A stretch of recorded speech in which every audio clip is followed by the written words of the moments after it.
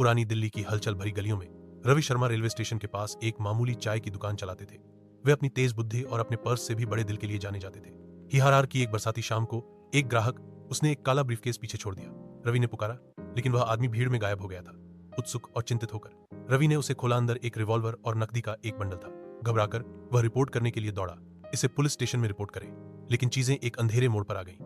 Police पहले से ही एक हाई प्रोफाइल डकैती और हत्या के मामले को सुलझाने के दबाव में रवि के अंगूठे के निशान बंदूक पर पाए। उसकी याचनाओं के बावजूद उसे गिरफ्तार कर लिया गया और हत्या, डकैती और अवैध हथियार रखने का आरोप लगाया गया। तिहाड़ जेल रवि की नई दुनिया बन गई। अंदर हकीकत कठोर रूप से सामने आई। बर्बरता, भ्रष्टाचार और निराशा हवा में मंडरा रही थी। परंतु रवि आसानी से टूटने वाला नहीं था। उसने देखा, सीखा और जीवित रहा। वह यूसुफ, एक पूर्व प्रोफेसर जो राजनीतिक कैदी बन गया था, से दोस्त बन गया, जिसने उसे अंग्रेजी, दर्शन और कानून पढ़ाया। धीरे धीरे रवि रूपांतरित हो गए, एक चाय वाले से तीव्र बुद्धि और गहन समझ वाले व्यक्ति में। वर्षों से उन्होंने पत्र लिखे, अपीलें दायर की और कानूनी किताबें पढ़ी।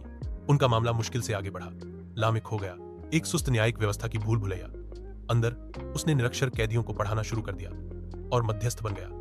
कठोर अपराधियों और जेल के कर्मचारियों से भी सम्मान अर्जित किया। 2015 में एक युवा वकील ने, मेड मीरा ने, रवि के मामले को एक मुफ्त सेवा पहल के हिस्से के रूप में लिया।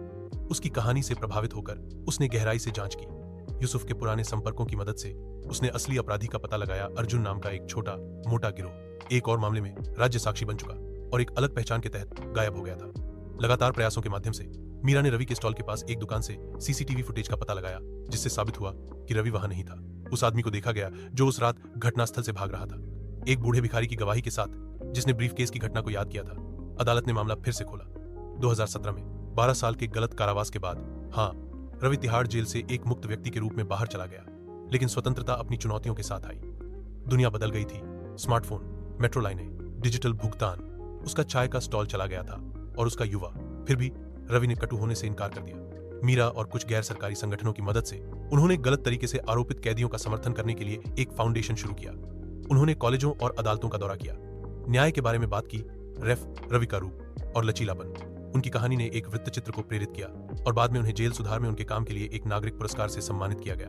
रवि को वह आदमी कभी नहीं मिला जिसने वह ब्रीफकेस छोड़ा था, लेकिन उसे कुछ बबली चीज उद्देश्य